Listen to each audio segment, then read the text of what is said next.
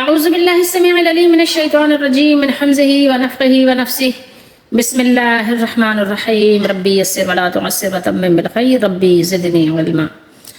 أولا يرون أنهم يفتنون في كل عام مرة أو مرتين ثم لا يتوبون ولا هم يذكرون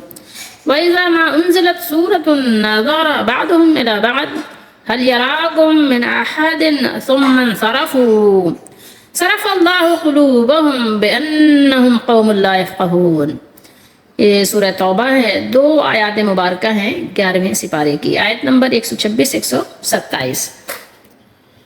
کیا حمزہ زبر آ کیا سوال ہے، وہ نہیں دیکھتے؟ کون لوگ نہیں دیکھتے؟ مومن بتا رہے ہیں یہاں پہ بریکٹ میں، کیا وہ مومن نہیں دیکھتے کہ بے شک وہ ہر سال، کون لوگ؟ منافق، اس لیے بریکٹ میں ہے، ہر سال 1 یا 2 بار فتنے میں مبتلا کیے جاتے ہیں، پھر بھی وہ توبہ نہیں کرتے اور نہ وہ نصیحت پکڑتے ہیں. اور جب کوئی صورت نازل کی جاتی ہے تو وہ ایک دوسرے کی طرف دیکھتے ہیں کہ کہیں کوئی تمہیں دیکھ تو نہیں رہا، کون؟ مسلمان. پھر چپکے سے کھسک جاتے ہیں. کیا کرتے ہیں؟ ثم انصرفوا، ایک سائڈ ہو جاتے ہیں چپکے سے. اللہ نے ان کے دلوں کو پھیر دیا ہے. صرف اللہ قلوبہم، اس لیے کہ بے شک وہ لوگ سمجھتے نہیں ہیں.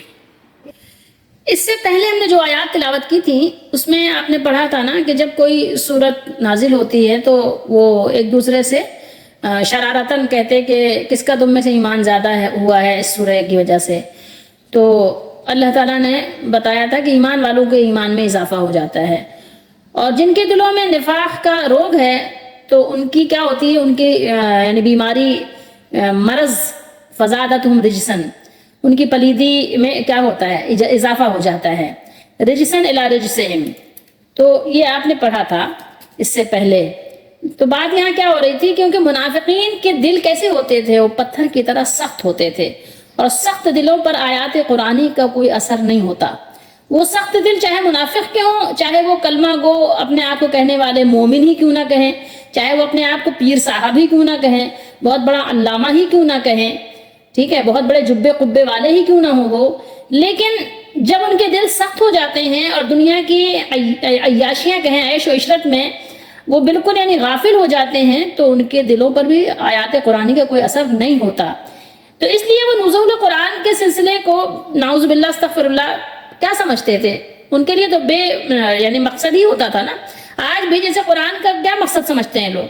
قرآن کو بس اپنے گھر میں رکھ ضرور لیا ہے، لیکن مقصد تو انہوں نے فوت کر دیا ہے نا، مقصد تو بے سود ہے نا. تو جب کبھی کوئی نئی آیات یا سورہ نازل ہوتی تو وہ ازراہ مذاق اپنے دوستوں سے پوچھتے کہ سناؤ بھائی، تمہیں اس حیات بخش پیغام کا کیا، یعنی ان کو کیا اس کی قدر؟ ان کو قدر نہیں تھی نا. یہ تو حیات بخشنے والا کلام ہے، لیکن اس کی قدر کون جانتا ہے؟ وہ کہتے ہیں نا بندر کیا جانے ادرک کا حال. تو ان سے کہا گیا کہ اے کور چشموں، نابینا لوگوں، تمہیں اس نور حق کی تابانیوں کی کیا خبر ہے؟ کچھ بھی نہیں پتا تمہیں. اس کی تاثیر پوچھنی ہو تو اہل ایمان سے پوچھو، جا کے صحابہ سے پوچھو کہ ان پر کتنا اثر ہوتا ہے. جن کی روح زندہ ہے اور چشم بصیرت بینا ہے، وہ نابینا نہیں ہے، وہ تمہیں بتائیں گے کہ اس ابر رحمت نے ان کی جو ایمان کی کھیتی ہے کس طرح اس نے یعنی اس کو ہرا بھرا کر دیا. اللہ کی آیات نے ان کی کھیتیوں کو ہرا بھرا کر دیا، باغ و بہار ہو گیا ان کے ماحول میں بھی اور ان کے اندر بھی اور باہر بھی. ان کو قرآن کی آیات نے کس طرح شاداب کر دیا ہے. جاؤ ان سے پوچھو، اللہ والوں سے پوچھو جو سچ بولتے ہیں، حلال کھاتے ہیں، حقوق کا لحاظ رکھتے ہیں. ان کے دل آج بھی خوشی سے لبریز ہیں اور کل بھی تھے، اور ان کے چہرے فرط مسرت سے چمک رہے ہیں. منافقین جو غفلت اور دشمنی کا شکار تھے، ان کو راہ ہدایت پر لانے کے لیے کیا ہوتا تھا؟ سال میں متعدد بار انہیں ایسے حالات سے گزرنا پڑتا تھا، ان کو ایسے حالات سے دوچار کر دیا جاتا تھا. آپ جو بھی کہیں کہ یہاں اللہ نے کیا فرمایا کہ سال میں 1 یا 2 بار فتنے میں مبتلا کیے جاتے ہیں. فی کل عام مرتن او مرتین، مرتن 1 مرتبہ، او یا مرتین 2 مرتبہ، ٹھیک ہے. تو سال میں فی کل عامن یعنی ہر سال ایسا ہوتا ہے ان کے ساتھ کہ عامن یعنی سال کی بات ہو رہی ہے، ٹھیک ہے، عامن سال. تو یہ معاملہ کیوں ہوتا تھا؟ ثم لا یتوبون، پھر بھی وہ توبہ نہیں کرتے تھے. ہوتا اس لیے تھا تاکہ وہ توبہ کر لیں، ان کو لوٹانے کے لیے کہ وہ ایمان کی طرف لوٹ آئیں، واپس آ جائیں، اس لیے ان کے ساتھ یہ معاملات ہوتے تھے. لیکن وہ پھر بھی ایسا کرتے نہیں تھے. ان کو اس لیے ان حالات سے گزارا جاتا تھا تاکہ وہ کیا کریں، خواب غفلت سے بیدار ہو جائیں. اسلام کے خلاف جو ان کی سازشیں ہیں وہ ناکام بنائی جاتی تھیں، ناکامی دکھایا جاتا تھا ان کو ان کی آنکھوں سے، لیکن پھر بھی وہ بیدار نہیں ہوتے تھے، خواب غفلت سے بیدار ہوتے نہیں تھے. یعنی مسلمانوں کا معاملہ کیا تھا، بے سر و سامانی کے باوجود مسلمان ہر میدان میں اپنے طاقتور دشمنوں کو شکست پر شکست دیتے چلے جاتے. اور خود رسول کریم صلی اللہ تعالیٰ علیہ وآلہ وسلم ان کے درمیان موجود تھے، تو آپ صلی اللہ علیہ وسلم کی ذات پاک سے ایسے ایسے معجزات ظاہر ہوتے جن کے دیکھنے کے بعد آپ صلی اللہ علیہ وآلہ وسلم کی یعنی رسالت اور نبوت کی صداقت کا یقین ہو جانا چاہیے تھا، اور مومنوں کو وہ بھی جاتا کہ ظاہر ایسی سچی بات جو رسول اللہ نے فرمایا ویسے ہی ہو گیا. تو جیسا یعنی معجزہ مانگا گیا تھا دکھا بھی دیا، ایسا ہوتا بھی تھا. تھوڑے سے پانی کو بہت سارا کر دیا. تو یہ بغیر اللہ کی مدد کے ممکن نہیں ہے. تو پھر بھی وہ اپنی ضد پہ اڑے تھے. اس کے علاوہ انہیں طرح طرح کی تکالیف اور مالی خساروں میں مبتلا کیا جاتا تاکہ یہ غفلت کی نیند سے بیدار ہوں، لیکن انہیں توبہ کی توفیق نصیب نہ ہوتی. کیا تھا؟ غور کرنے کی چیزیں ہیں. میں اور آپ بھی اس پہ چاہیں تو غور کریں، اور نہیں کرتے تو بہرحال ہمیں کرنا چاہیے. وہ اور بات ہے کہ ٹھیک ہے ہم نہیں کرتے تو نہیں کرتے، ٹھیک ہے اس کو ظاہر زبردستی تو ہم نہیں کر سکتے کسی کے ساتھ. اپنے ساتھ البتہ انسان کو بہت زیادہ محنت کرنا چاہیے، پھر آگے جو ہے بہرحال آپ پیغام پہنچاتے رہیں. قرآن مجید میں اللہ تعالیٰ نے بیان فرمایا ہے کہ اکثر و بیشتر کیا ہوتا تھا کہ جنگ وغیرہ کے جب حالات ہوتے تو منافقوں کی نشاندہی ہو جاتی تھی، معلوم ہو جاتے تھے کہ یہ منافق ہیں، مگر پھر بھی وہ نفاق پر قائم رہتے تھے، پھر بھی باز نہیں آتے تھے. پتا تھا کہ وحی کا نزول ہوگا اور ہماری سب پول پٹی کھل جائے گی، لیکن پھر بھی اپنی حرکتوں پر قائم رہتے تھے. اسی طرح ہر آدمی پر کوئی نہ کوئی آزمائش، بیماری یا خوف وغیرہ کی صورت میں ہر سال 1-2 مرتبہ یعنی اس طرح کی آزمائشیں آتی رہتی ہیں. پتہ ہے آپ کو بھی مجھے بھی. چھوٹی چھوٹی تکلیفیں ہی صحیح، کبھی کان میں درد ہو گیا، کبھی دانت میں درد ہو گیا، کبھی سر میں ٹیس ہو گئی، کبھی سر میں تکلیف ہو گئی، کبھی گردن میں، کبھی گلے میں، کبھی خراش کی صورت میں، کبھی بھوک نہیں لگتی، کبھی کوئی مسئلے مسائل، ہڈیاں کمزور ہو گئیں، کبھی ہڈی ٹوٹ گئی، کبھی کریک ہو گیا، کبھی فریکچر ہو گیا. کچھ نہ کچھ معاملات، مشکلات کا شکار انسان ہوتا ہی رہتا ہے. یہ کیوں ہوتا ہے؟ تاکہ آپ توبہ کر لیں اور آپ کو اپنی اصلیت معلوم ہو جائے کہ آپ کتنے پانی میں ہیں، آپ کتنے طاقتور ہیں، آپ کو پتہ چل جائے. آپ جن پاؤں سے بھاگتے رہتے ہیں وہی پاؤں کی ہڈیاں ایسی کمزور ہو جاتی ہے کہ گھٹنے پکڑ پکڑ کے چلتے ہیں. تو یہ کیا ہے سب؟ یہ میرے اور آپ کے لیے توبہ کرنے کا موقع ہوتا ہے کہ وہ نگاہیں کھولیں، وہ جو بصیرت ہے نا اس کو جگائیں، اس کو جو ہے نا روشن کریں. صرف بصارت نہیں، بصارت کو بھی اور بصیرت کو بھی، دونوں کو کیا کریں؟ روشن کریں. سمجھداری اپنی زیادہ کریں، وہ فقیہ بنیں، ہر چیز میں غور و فکر کی عادت بنائیں. یہ بات ہے سمجھنے کی. اسی طرح ہر آدمی پر کوئی نہ کوئی آزمائش، بیماری یا خوف بھی. آپ دیکھیں مہنگائی ہی لے لیں، ایک مہنگائی ہی لے لیں، حکومتیں لے لیں، حکمران ایسے آ جاتے ہیں جو آپ پر رحم نہیں کرتے. تو یہ بھی ایک صورت ہے. ٹھیک ہے، خوف میں مبتلا ہیں کہ گھر سے نکلیں گے موبائل لے کے پتہ نہیں واپس آئے گا کہ نہیں، پتہ جان لے کے نکلیں گے آئے گی نہیں، اسکوٹر لے کے نکلیں گے آئے گی کہ نہیں، گاڑی لے کے نکلیں گے واپس آئے گی کہ نہیں. یعنی جو مال جیب میں رکھا ہوا ہے، جو پاؤچ ہے، وہ جو آپ کا وائلٹ رکھا ہوا ہے، آپ نے جو آپ کے پیسوں کا بٹوا ہے، دیکھ کے رکھتے ہیں، کم رکھتے ہیں، ضرورت بھر کر رکھتے ہیں. موبائل بھی ایک خراب سا بھی رکھتے ہیں کہ تاکہ اگر آئے تو پہلے آگے یہی دیں ڈاکوؤں کو. تو یہ ساری چیزیں کیا ہیں؟ نہ آپ امن ہے آپ کے پاس، نہ سلامتی ہے، نہ بے خوفی ہے، کچھ بھی تو نہیں ہے. تو یہ سب بھی تو آزمائشوں کی صورتیں ہیں. مہنگائی دن بدن اتنی بڑھ جاتی ہے، ڈبل ہو جاتی ہے، 4 گنا ہو جاتی ہے. کبھی آپ کو بجلی کے بل سے ہی آزمائش آپ کی ہو جاتی ہے. یہ ساری چیزیں کیا ہیں؟ یہ فقیر لوگوں کے لیے غور کرنے کی ضرورت ہے کہ وہ توبہ کی دعوت دے رہی ہیں. یہ چیزیں توبہ کریں، آپ کے معاملات سدھر جائیں گے. قوم سدھرے نہ سدھرے، ملک سدھرے نہ سدھرے، حالات سدھرے نہ سدھرے، آپ کے معاملات سدھر جائیں گے اگر آپ تائب ہو جائیں گے. دل میں ایک سکون، عجیب سا سکون، ایک عجب سا سکینہ نازل ہوگا جو آپ کو ہر چیز سے بے پرواہ کر دے گا. ٹھیک ہے یار، جو ہو رہا ہے سو ہو رہا ہے، کوئی مسئلہ نہیں ہے. ہم نے ایسے لوگ ابھی اس دور میں بھی دیکھے ہیں الحمدللہ کہ ہر چیز میں، حالانکہ وہ پریشانیوں میں گھرے ہوتے ہیں لیکن پھر بھی پرسکون ہوتے ہیں، اپنے مالک میں بہت بھروسہ کرنے والے ہوتے ہیں. تو یہ اس وقت نصیب ہوتی ہے یہ چیز فقیہ کو کہ جب وہ غور و فکر کرے، جب وہ سوچے، جب اللہ کی آیات پر ایمان رکھے، اللہ کی باتوں پر یقین رکھے. اللہ تعالیٰ نے سورہ سجدہ ہے نا 21ویں سپارے میں، اس میں آیت نمبر 21 میں آپ دیکھیے گا، وہاں فرمایا وَلَنُذِقَنَّهُم مِّنَ الْعَذَابِ الْأَدْنَىٰ دُونَ الْعَذَابِ الْأَكْبَرِ لَعَلَّهُمْ يَرْجِعُونَ، اور یقیناً ہم انہیں قریب ترین عذاب کا کچھ حصہ سب سے بڑے عذاب سے پہلے ضرور چکھائیں گے، تاکہ واقعہ یہ ہے کہ وہ پلٹ آئیں۔ یہ ایسے نہیں سزا دینے کے لیے نہیں ہے، ان کو پلٹانے کے لیے ہے کہ اپنی حالت سے لوٹ آئیں،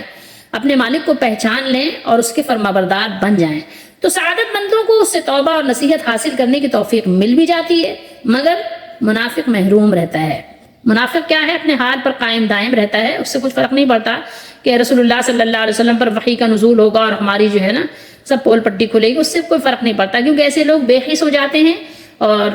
آپ نا اگر تھوڑا سا آگے بڑھیں، معنی تھوڑا سا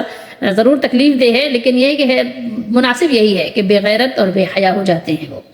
الفاظ اچھے نہیں لگتے یہ، لیکن یہ ہے کہ معاملہ یہی ہے، قوم بے حیا ہو گئی، بے غیرت ہو گئی، اس کو کوئی پرواہ نہیں ہے کہ میرے متعلق لوگ کیا گمان کرتے ہیں، مجھے لوگ پیچھے کیا سمجھتے ہیں، اس سے اس کو کوئی تعلق نہیں ہے۔ بس وہ چاہتا ہے کہ بس سامنے تو یار کوئی کچھ نہیں کہتا نا سامنے، اور بلکہ اب یہ حال ہو گیا لوگوں کو، بے غیرتی اتنی بڑھ گئی کہ اب سامنے بھی اگر آپ کسی کو کچھ کہتے رہیں تو کہتے رہیں، اس پر کوئی فرق نہیں پڑتا۔ شیطان نے اس کو اتنا گلے لگایا ہے نا کہ کچھ بھی اس کو سمجھنے کی فرصت نہیں ہے، نہ ہی اس کو اس کی کوئی ضرورت فیل ہوتی ہے کہ ہاں یار سمجھنا تو چاہیے لوگ میرے متعلق کیا گمان کرتے ہیں۔ تو بہرحال یہاں پر وہی بات اللہ تعالیٰ نے ارشاد فرمائی ہے کہ یہ منافق نہیں دیکھتے، منافقوں کی یہ آزمائش ہے کہ وہ دیکھتے ہی نہیں ہیں، انہم یفتنون، بلا شبہ یہ آزمائے جاتے ہیں، فی کل عام مرتن او مرتین، ہر سال ایک یا دو بار، پھر بھی وہ توبہ نہیں کرتے اور نصیحت نہیں پکڑتے، نہ اپنے سابقہ گناہوں سے توبہ کرتے ہیں اور نہ مستقبل کے لیے نصیحت پکڑتے ہیں۔ اور بات یہیں پر بس بھی نہیں ہوتی، بلکہ جب کوئی صورت نازل ہوتی ہے تو ایک دوسرے کی طرف دیکھنے لگتے ہیں اور پوچھتے ہیں بھلا تمہیں کوئی دیکھتا ہے، پھر چپکے سے پھر جاتے ہیں۔ اللہ نے ان کے دلوں کو پھیر رکھا ہے، کیونکہ یہ ایسے لوگ ہیں کہ سمجھ سے کام نہیں لیتے، بے سمجھ لوگ ہیں، نا سمجھ لوگ ہیں، بدعقل لوگ ہیں۔ سورتن تو آپ جانتے ہیں کہ سورہ کو کہتے ہیں نظارہ، نظر بھی آپ اردو میں بولتے ہیں، نظر آ رہا ہے، نظر نہیں آ رہا ہے نا، نظر اردو بولتے ہیں نا، نظر دیکھنے کو کہتے ہیں نا۔ تو یہ بھی یہ منافقوں ہی کے بارے میں ایک خبر ہے کہ جب رسول اللہ صلی اللہ علیہ وسلم پر کوئی صورت نازل ہوتی ہے تو نظارہ بعضهم الی بعض، ایک دوسرے کی طرف دیکھنے لگتے ہیں، هل یراکم من احد ثم انصرفوا، بھلا تمہیں کوئی دیکھتا ہے، پھر چپکے سے پھر جاتے ہیں، یعنی حق سے دور ہو جاتے ہیں، اللہ کی آیات سے دور ہو جاتے ہیں اور پھر جاتے ہیں۔ پھر جاتے ہیں کہ مطلب لوٹ جانا، واپس ہو جانا، ٹھیک ہے، پھر جانا یعنی واپس ہو جانا، لوٹ جانا۔ اور دنیا میں ان کا یہ حال ہے کہ نہ حق کو قبول کرتے، نہ اس پر ثابت قدم رہتے اور نہ اسے سمجھتے ہیں۔ سورۃ المدثر میں جو 29ویں سپارے میں ہے، اللہ تعالیٰ نے ارشاد فرمایا ہے کہ فما لهم عن التذکرۃ معرضین کأنہم حمر مستنفرہ فرت من قسورہ، پھر ان کو کیا ہوا ہے کہ نصیحت سے کیا ہے گریز کرتے ہیں، روگردہ ہو رہے ہیں، گویا بدکے ہوئے گدھے ہیں۔ جیسے آپ نے دیکھا ہوگا شیر سے ڈر کر بھاگ جاتے ہیں، جب شیر کو دیکھا تو کیا حال ہوتا ہے، بھاگتا ہے نا انسان، تو ایسے وہ بھی بدکے ہوئے ہیں۔ فرمایا فما للذین کفروا قبالک مہطعین عن الیمین وعن الشمال عزین، سورہ معارج میں فرمایا پھر ان کافروں کو کیا ہوا ہے کہ آپ کی طرف دوڑے چلے آتے ہیں اور دائیں بائیں سے گروہ ہو کر جمع ہوتے جاتے ہیں، یعنی یہ لوگ حق سے بھاگتے ہیں، رسول اللہ صلی اللہ تعالیٰ علیہ وآلہ وسلم کی صحبت سے بھاگتے ہیں اور باطل کو اختیار کرتے ہوئے آپ سے دائیں بائیں ادھر ادھر پھر جاتے ہیں، ٹھیک ہے، ہیئر اینڈ دیئر۔ اور پھر یہ سب کو ہی معلوم ہے کہ ہر عمل کا رد عمل ہوتا ہے، ایکشن کا ری ایکشن ہوتا ہے۔ تو فرمایا اللہ تعالیٰ نے کہ ثم انصرفوا صرف اللہ قلوبہم، پھر چپکے سے پھر جاتے ہیں، اللہ نے ان کے دلوں کو پھیر دیا ہے، جاؤ جہاں جا رہے ہو جاؤ، پھر کتنا سمجھائیں ہیں، کتنا تم کو سمجھایا جائے، ایک لمٹ تو ہوتی ہے نا ہر چیز کی، ایک وقت ہوتا ہے نا مقرر۔ فلما زاغوا ازاغ اللہ قلوبہم، یہ میں آپ کو پہلے بھی بتا چکی ہوں، سورہ صف میں اللہ نے فرمایا۔ پھر تو جب ان لوگوں نے کیا کیا، ٹیڑھا ہونا پسند کیا، کجروی اختیار کی، اللہ نے بھی ان کے دل ٹیڑھے کر دیے، جا بھائی جا، ٹھیک ہے، کیونکہ یہ ایسے لوگ ہیں کہ سمجھ سے کام نہیں لیتے۔ بِأَنَّهُمْ قَوْمٌ لَا يَفْقَهُونَ، یہ پوری قوم ہی ایسی ہے، بگڑی ہوئی قوم ہے، یہ ایسے لوگ ہیں کہ ان کے اندر سمجھ نہیں ہے، کوئی فقیہ نہیں ہے، جیسے کہ لوط علیہ السلام نے فرمایا تھا نا کہ تم میں کوئی بھی سمجھدار نہیں ہے، پوری قوم ایسے ہی ہے، کوئی ایک بندہ بھی نہیں ہے کہ جس کے اندر کچھ فقاہت ہو، کچھ فقیہ ہو، کچھ سمجھ بوجھ ہو، کوئی بھی ایسا نہیں ہے۔ تو اللہ نے یہاں پر یہی فرمایا کہ ٹھیک ہے یہ بے سمجھ لوگ ہیں، جدھر جا رہے ہیں جانے دو، یہ نہیں سمجھیں گے، ان کو اگر جتنی بھی عمر مل جائے 1000 برس بھی جیے تو یہ اپنی روش پر ہی رہیں گے قائم، ان کو کیا سمجھائیں۔ اللہ تعالیٰ نے تو اتنا سمجھایا، آپ دیکھیں نا 30 سپاروں پر مشتمل ایک قرآن ہے پورا، ہاں اللہ کے نبی صلی اللہ علیہ وسلم، انبیاء نے سمجھایا، اللہ کے نبی صلی اللہ علیہ وسلم 23 برس لگائے ہیں، 23 برس کچھ کم نہیں ہوتے سمجھانے کے لیے، 23 برس کچھ کم ہوتے ہیں؟ نہیں بھائی، بہت ہوتے ہیں، بہت۔ ہمارا استاد تو ہمیں 23 گھنٹے بھی سمجھانے سے کیا ہے، ہمارے استاد اساتذہ کیا کہتے ہیں، بچوں کو ایسا مارو نا کہ یہ ایسی جگہ مارو کہ دکھانے کے لائق میں نہ رہیں۔ ایسے ہمارے زمانے میں اساتذہ بھی پائے جاتے ہیں کہ پڑھاتے کم ہیں مارتے زیادہ ہیں، بلکہ ایسے بھی مارتے ہیں بہت سے لوگ کہ بچوں کے کوئی نہ کوئی عضو کو بھی ضائع کر دیتے ہیں نا، کبھی بہرا بھی کر دیتے ہیں، مطلب بہت مارتے ہیں، پڑھاتے کم ہیں مارتے زیادہ ہیں، غصہ زیادہ نکالتے ہیں۔ لیکن اللہ کے نبی صلی اللہ علیہ وسلم تو بہت ہی مہربان تھے، فبما رحمۃ من اللہ لنت لہم، بہت ہی آپ نرمی کے ساتھ آپ نے 23 برس لگائے، پھر بھی لوگوں نے نہیں پیچھا چھوڑا۔ کہاں چھوڑا پیچھا؟ کتنے دفعہ آ گئے مقابلہ کرنے کے لیے، کتنا غصہ آیا، کوئی تھوڑی بہت آپ بتائیں، چھوٹی سی کوئی داستان تھوڑی، بہت بڑی داستان ہے، پھر ملک سے بھی نکال دیا، شہر سے بھی نکال دیا، پھر بھی پیچھا نہیں چھوڑا، کیا کچھ نہیں کیا، 3 سال قید میں رکھا، بائیکاٹ کر دیا، کیا کچھ نہیں کیا۔ قوم نہیں سمجھتی بھائی، نہیں سمجھتی۔ یہ ایسے ہی لوگ ہیں، کیونکہ یہ ایسے لوگ ہیں کہ سمجھ سے کام نہیں لیتے، یعنی اللہ کے فرمان کو سمجھتے نہیں اور نہ سمجھنے کی کوشش ہی کرتے ہیں، دنیا کی ساری باتیں سمجھتے ہیں اور بہت سمجھنے کی کوشش کرتے ہیں، اپنے فائدے کے بڑا ان کو خیال رہتا ہے، لیکن اللہ تعالیٰ کا کلام اس سے فرار حاصل کرتے ہیں، نعوذ باللہ استغفر اللہ، نفرت کا اظہار کرتے ہیں اور دور ہوتے ہیں، لہٰذا وہ اپنے اس بدترین انجام سے دوچار ہوتے ہیں کہ جو انہوں نے خود اپنے لیے بیج بویا ہے وہی پھر وہ کاٹتے بھی ہیں۔ قرآن پڑھتے ہوئے یہ خیال رکھا کریں اور ویسے بھی اپنی زندگی میں بھی اس کا مراقبہ رکھا کریں کہ اللہ تعالیٰ ظلم سے پاک ہیں، کہ ظلم ایک نقص ہے اور اللہ تعالیٰ ہر نقص سے پاک ہے، اللہ سبحان ہے، اور اللہ تعالیٰ اپنے بندوں پر جتنا مہربان ہے کوئی دوسرا اتنی زیادہ مہربانی کر بھی نہیں سکتا۔ آپ دیکھ لیں زندگی میں، آپ نا ماحول میں ارد گرد تمام آپ چکر لگا کے دیکھ لیں، تمام احوال پر نظر رکھیں کہ اتنی مہربانی ماں باپ بھی نہیں کرتے، چھوٹے بچوں پہ تو کرتے ہیں لیکن بہت سے ایسے ہیں چھوٹے بچوں پہ بھی نہیں کرتے، اتنی مہربانی کوئی بھی نہیں کر سکتا جتنی مہربانی ہمارے رب نے ہمارے ساتھ کی ہے۔ تو یہاں پر جو بات ہو رہی ہے نا کہ صرف اللہ قلوبہم، تو اس سے کوئی غلط مطلب نہ لے، اللہ نے ان کے دلوں کو پھیر تو دیا، ان کے دل اللہ نے پھیر دیے ہیں، تو اس کی وجہ بھی ہے کیونکہ وہ سمجھتے ہی نہیں کہ ہماری فلاح، ہماری کامیابی، ہماری بھلائی کس چیز میں ہے، ان کو اس بات کی سمجھ نہیں ہے، جانوروں جیسے ہیں اللہ نے فرمایا، بلکہ اس سے بھی بدتر ہیں۔ اور یا آپ یہ کہہ سکتے ہیں کہ یہ بد دعا ہے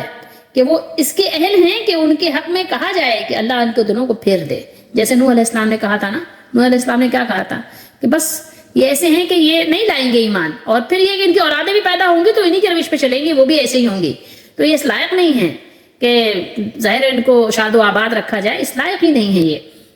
یہاں آپ غور کریں، آپ کو اندازہ ہوگا کہ اللہ تعالیٰ نے اس وقت کا نقشہ کھینچا ہے، اس آیت میں اس وقت کا نقشہ آپ کو منظر کشی کی گئی ہے جب منافقین رسول اللہ صلی اللہ علیہ وسلم کی مجلس میں موجود ہوتے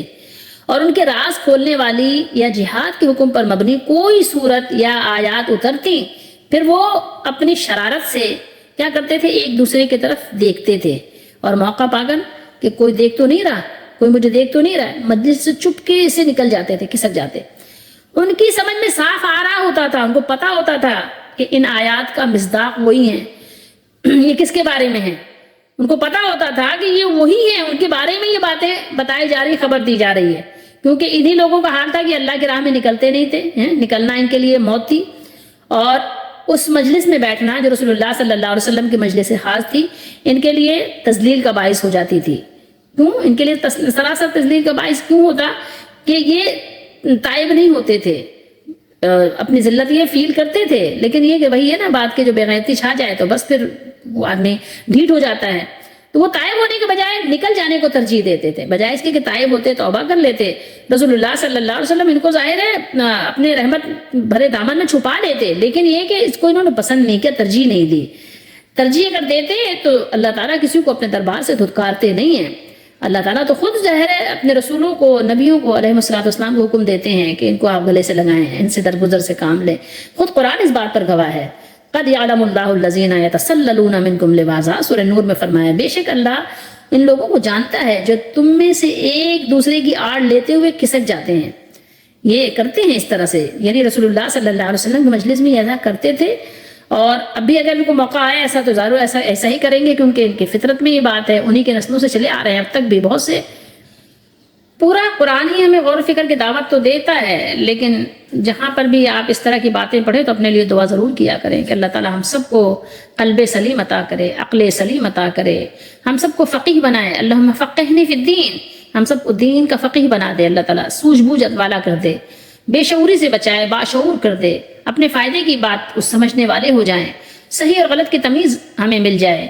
اچھے اور برے کی پہچان ہو جائے کہ ہمارے لیے اچھا کیا ہے، ہمارے لیے غلط کیا ہے، اس کی ہمیں کم از کم پہچان تو ہو، کم از کم اتنا تو ہو کہ سیاہ و سفید کی پہچان تو ہم رکھنے والے ہوں۔ یہاں بیان کیا جا رہا ہے، بتایا جا رہا ہے، غور کیجئے کہ جب رسول اللہ صلی اللہ علیہ وسلم پر وحی نازل ہوتی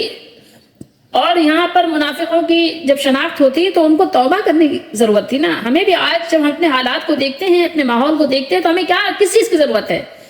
آج جو ہمارے حالات ہیں، ہمیں یہاں پر آپ غور کیجئے، سب سے پہلے غور کیجئے کہ اپنے حالات کو درست کرنے کے لیے ہمیں کس چیز کی ضرورت ہے؟ باہر نکل کر بھاگ کر لوگوں میں تقریر کرنے کی ضرورت ہے یا اپنی اصلاح کی ضرورت ہے؟ ہمیں اپنی اصلاح کی ضرورت ہے، توبہ کرنے کی ضرورت ہے، رونے کی ضرورت ہے، اپنے مالک کو راضی کرنے کی ضرورت ہے۔ جب جا کے ہمیں کیا ملے گا؟ سکون ملے گا۔ پوری دنیا کو درست ہم نہیں کر سکتے، یہ ہمارے بس سے باہر کی بات ہے۔ تو یہ اس وقت کی بات بھی یہی ہو رہی ہے کہ جب اللہ کے نبی صلی اللہ علیہ وسلم پر وحی نازل ہوتی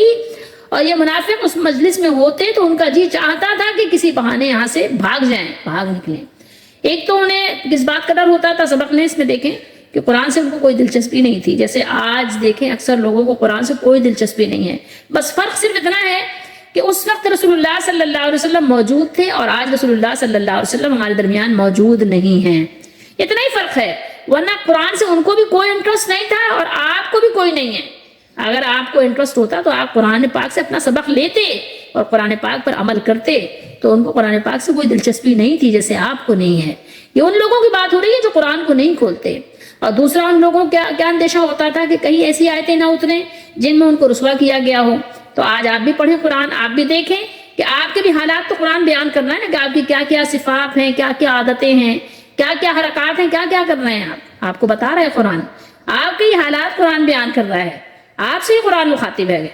تو ان لوگوں کو یہ ہوتا تھا کہ اگر یوں ہی اٹھ کر چلے گئے اور ایسے چلتے بنے تو اپنے نفاق کا راز فاش ہونے کا ان کو خطرہ تھا کہ پھر ظاہر لوگوں کو پتہ چل جائے گا کہ منافق ہیں، دیکھو اٹھ کے یوں ہی بھاگے چلے جا رہے ہیں۔ تو اس لیے وہ ایک دوسرے کو آنکھوں سے اشارے کرتے تھے، ایک دوسرے کی آڑ لیتے تھے۔ اور جب دیکھتے ہیں کہ صحابہ کرام رضی اللہ تعالیٰ عنہم بہت فرط محبت اور شوق سے اللہ تعالیٰ کا کلام سننے میں مصروف اور مستغرق ہیں کہ ان کو دنیا وافیہ کی کوئی خبر نہیں ہے، ٹھیک ہے؟ وہ اللہ کے رسول صلی اللہ علیہ وسلم کی باتیں غور سے سن رہے ہیں، کلام الہی کو بہت توجہ کے ساتھ سن رہے ہیں، اور وہ ادھر ادھر نہیں دیکھ رہے ہیں، وہ نہیں دیکھ رہے ہیں کون کیا کر رہا ہے، ان کو اپنے آپ سے غرض ہے، اپنے آپ سے مطلب ہے کہ میں راہ راست پر آ جاؤں، پھر اگلے کی باری بعد میں آئے گی، پہلے میں تو صحیح ہو جاؤں پھر آپ کو بعد میں صحیح کروں گا۔ تو یہ منافقین کو موقع ملتا اور وہ خاموشی کے ساتھ اس وقت کھسکنا شروع کر دیتے، چپکے سے کھسک کہ دیکھ رہے تھے کوئی دیکھ تو رہا نہیں ہے، تاکہ کسی کے کانوں کان کسی کو خبر نہ ہو، اس طرح سمجھ لیجئے۔ اور ان کے چلے جانے کی کسی کو خبر ہوتی بھی نہیں تھی، چپ چاپ چلے جاتے۔ اللہ تعالیٰ نے خبردار کیا کہ جب انہوں نے دیکھا کہ رسول اللہ صلی اللہ علیہ وسلم اپنی مجلس میں صحابہ کرام کو اللہ کی آیات سنا رہے ہیں تو وہ چپ چاپ سے منہ موڑ کر نکل جاتے تھے۔ ذرا ان پر آپ کو غور کرنے کی ضرورت ہے، آیات کو بار بار آپ پڑھیں، ریپیٹ کریں بار بار، اور پھر اس میں غور کریں، اپنا سبق دیکھیں کہ آپ کا میرا کیا حال ہے،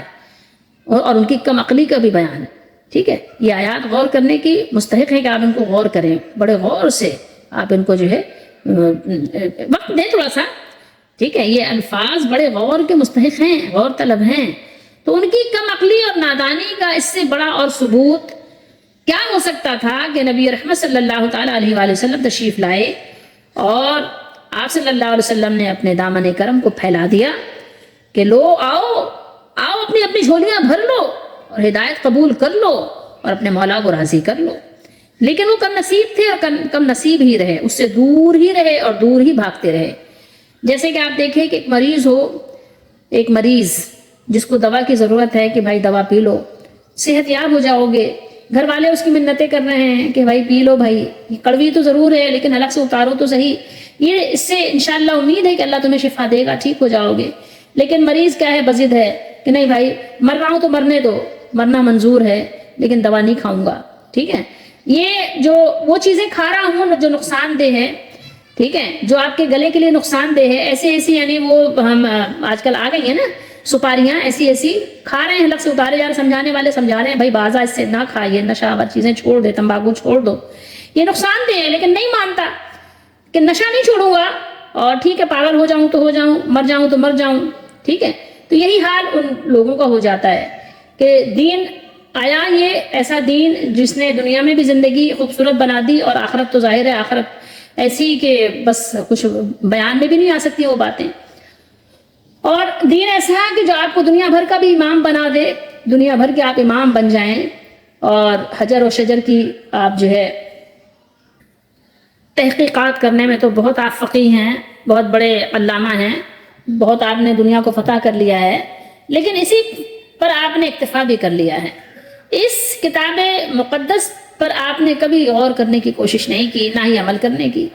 جو آپ کو دی گئی ہے کتاب مقدس قرآن مجید، جس کی ہر سطر سے علم و عرفان کا آفتاب جہاں تاب طلوع ہو رہا ہے، اور وہ جہالت کے اندھیروں سے چمٹے رہنے پر بضد ہیں، نہیں بھائی میں نہ مانوں،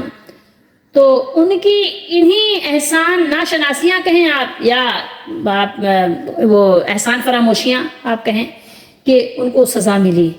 کہ جب انہوں نے مانا ہی نہیں تو وہ ان کے حال پہ چھوڑ دیا گیا، اور ان کے دل کی آنکھ بے نور کر دی گئی، وہ بے نور ہی رہنا انہوں نے پسند کیا، فہم و فراست کا جوہر ان سے واپس لے لیا گیا، چھین لیا گیا،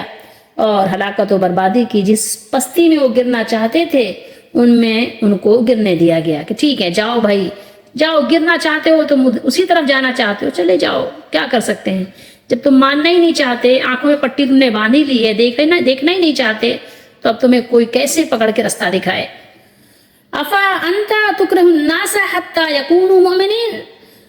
تو اب کیا آپ زبردستی کریں گے ان لوگوں پر کہ وہ ایماندار ہو جائیں؟ زبردستی کیا ایمان ان کے گلے میں کیا توق کی طرح ڈال دیا جائے گا؟ سبھی کو یہ بات معلوم ہے کہ زبردستی کا ملازم کوئی فائدہ مند نہیں ہوتا، تو یہاں یہ بات بھی بتا دی گئی کہ آپ بس ان پر زبردستی نہ کریں، زبردستی کسی کے دل میں ایمان اتارنا یہ اللہ کو منظور نہیں ہے، اللہ زبردستی چاہتے اگر تو سب کے دلوں میں ایمان ڈال سکتے، ٹھیک ہے، اللہ کو تو صرف اختیار ہے نا کہ زبردستی اگر کسی کو مسلمان بنانا ہے تو اللہ تعالیٰ سب کو مسلمان بنا دیتے، لیکن اس میں پھر ظاہر ہے پھر تو سبھی ایک ہی کیٹیگری میں آ جاتے نا، مگر ایسا کرنا اللہ تعالیٰ کی حکمت و مصلحت کے خلاف ہے، اس لیے نہیں کیا۔ اللہ کی مشیت، توفیق اور حکم کے بغیر کوئی ایمان نہیں لا سکتا، اور یہ حکم و توفیق انہی کے حق میں ہوتی ہے جو اللہ کے نشانات پر، آیات پر غور کریں اور عقل و فہم سے کام لیں۔ جو لوگ سوچنے سمجھنے کی تکلیف گوارا نہیں کرتے انہیں اللہ تعالیٰ کفر و شرک کی گندگی میں پڑا رہنے دیتے ہیں، اور اسی طریقے سے اللہ نے اپنے نبی صلی اللہ علیہ وسلم سے فرمایا فذکر فإنما انت مذکر لست علیہم بمسیطر، سو آپ سمجھاتے رہیں، آپ کا کام تو سمجھانا ہی ہے، آپ کو ان پر یعنی زبردستی کرنا نہیں ہے، آپ ان کے ذمہ دار، آپ کو ذمہ دار مقرر نہیں کیا گیا۔ کیا مطلب ہے کہ جب یہ لوگ باوجود قیام دلائل کتنے قائم کیے گئے، دلائل واضح ہیں، جب بالکل آپ دیکھیں غور کریں، تو اب غور جب نہیں کرتے، اتنے واضح دلائل کے باوجود غور نہیں کرتے، تو آپ صلی اللہ علیہ وسلم بھی ان کی فکر چھوڑ دیں، ان کی فکر میں زیادہ نہ پڑیے، بلکہ صرف نصیحت کر دیا کیجیے، نصیحت کیوں کر دیا کیجیے؟ کیونکہ آپ صلی اللہ علیہ وسلم تو نصیحت کرنے اور سمجھانے ہی کے لیے بھیجے گئے ہیں نا، اگر یہ نہیں سمجھتے تو کوئی آپ صلی اللہ علیہ وسلم ان پر ذمہ دار بنا کر تو نہیں بھیجے گئے نا کہ آپ زبردستی ان کے گھروں میں ایمان اتاریں ڈالیں، زبردستی منوا کر چھوڑیں کہ نہیں بھائی ماننا ہی پڑے گا تمہیں، ٹھیک ہے، اور ان کے دلوں کو آپ بدل ڈالیں، یہ کام نہیں ہے، یہ کام نبی صلی اللہ علیہ وسلم کا نہیں تھا، یہ کام اللہ تعالیٰ نے آپ کے ذمہ نہیں لگایا۔ تو اللہ تعالیٰ ہم سب کو قرآن مجید کو سمجھنے کی توفیق دے،